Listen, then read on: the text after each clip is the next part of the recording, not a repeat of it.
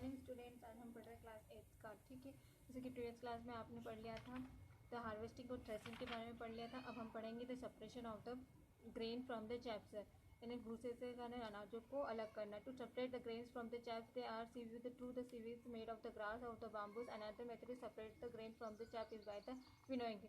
ठीक है, अब इसमें क्या है कि विनोइंग का मतलब होता है छानने से।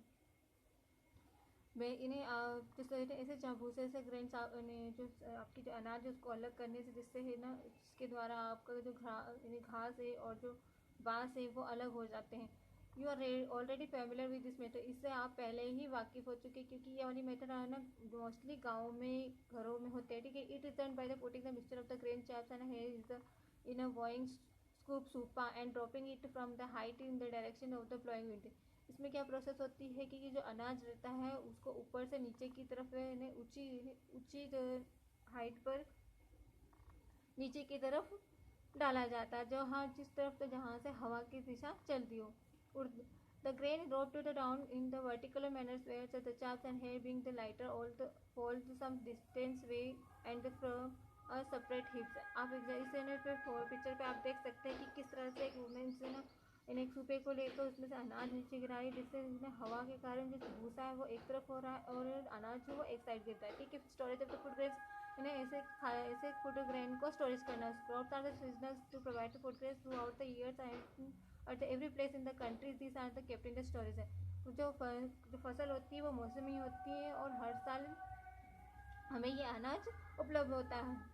तो इनको रखने के लिए इनको किस में रखा जाता है? स्टोरेज में, भंडार में।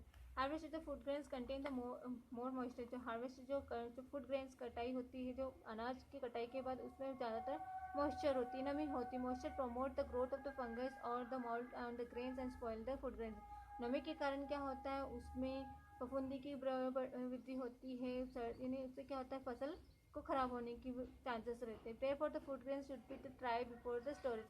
इसलिए फूड ग्रेन को स्टोरेज करने से पहले उसको सुखाया जाता है। Before the food grains are the store they are dry in the sun to the remove the excess the moisture. Food इन्हें स्टोर करने से पहले उसको धूप में सुखाया जाता है ताकि उसकी जितनी भी एक्सेस ज़्यादा मॉइस्चर है वो रिमूव हो सके, हट सके। The dry food grains are then the store in the suitable storage. उसके बाद जो सूखे अनाज रहते हैं उसको एक अनुकूल वाले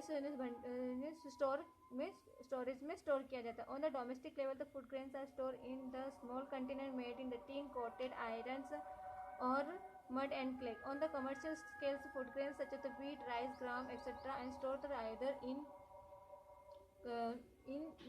गनी बैग और इन grain sales.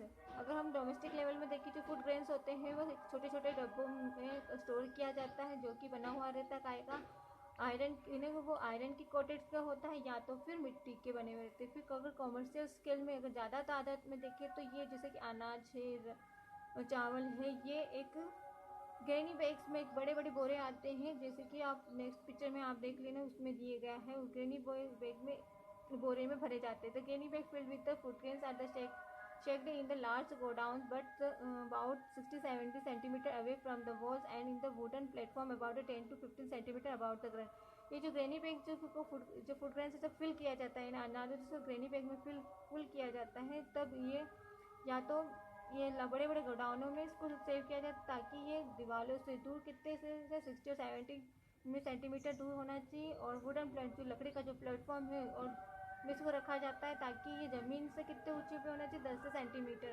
Pathway in the infection और द फंगेमेंट to provide the between the stack. क्या होता है कि जो अनाज का जो बोरा रहता है वो दीवार से और जो ज़मीन से उसकी दूरी के बीच में इसको रखा जाता है। ठीक है, नेक्स्ट पिक्चर में आप देख लेना।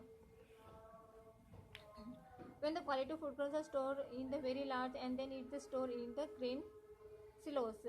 अच्छी जो अच्छी फसल की जब हमें अच्छी फसल की जो क्वांटिटी को स्टोर करने के लिए कहाँ ग्रेन सिलोस में स्टोर किया जाता है। Grain silos are specially design told cylindrical storage structure. This allows can store a different stock of the food grains and a different level the required the food grains can be taken out from the opening providing this the silos। जैसे कि आप यहाँ पर grain silos को देख रहे हैं, यहाँ पर अनाजों को स्टोर किया जाता है, इन्हें बड़ी तादाद में इन्हें स्टोर किया जाता है। ये टॉल सिलेंड्रिकल टाइप का है। ठीक है, फिर आपका कोल्ड स्टोरेज तो previous food materials have the very short self life under Ordinary condition, these food materials can be stored safely at the low temperature. Lower temperature help तो increasing their shelf life due to the flowing disease. Cold storage में ऐसा material ऐसे यानी other condition पे use किया जाता है, ठीक है, जहाँ पर लो टेम्परेचर ऐसा फूड मटेरियल जो लो टेम्परेचर में सेफली यानी सुरक्षित रहे.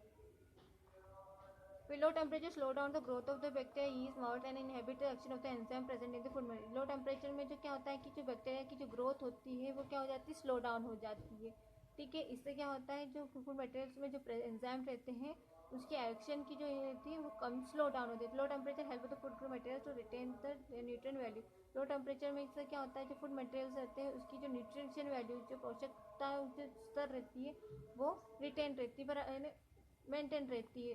Eight the home to press food materials are store in the ice cream box और द रेफ्रिजरेटर. अगर हम घर की बात करें तो जो फूड मटेरियल्स रहते हैं वो हम किस में या तो आइस बॉक्स में यूज़ करते हैं या तो रेफ्रिजरेटर में घर में. In commercial scale the principal food item store in the deep freezer और द कोल्ड स्टोरेज. और अगर बड़ी तादाद में देखेंगे तो वो डीप फ्रीजर में होता है या कोल्ड स्टोरेज में. Deep freezer is the room like a cabinet maintains at the low temperature using the principle of the refrigeration.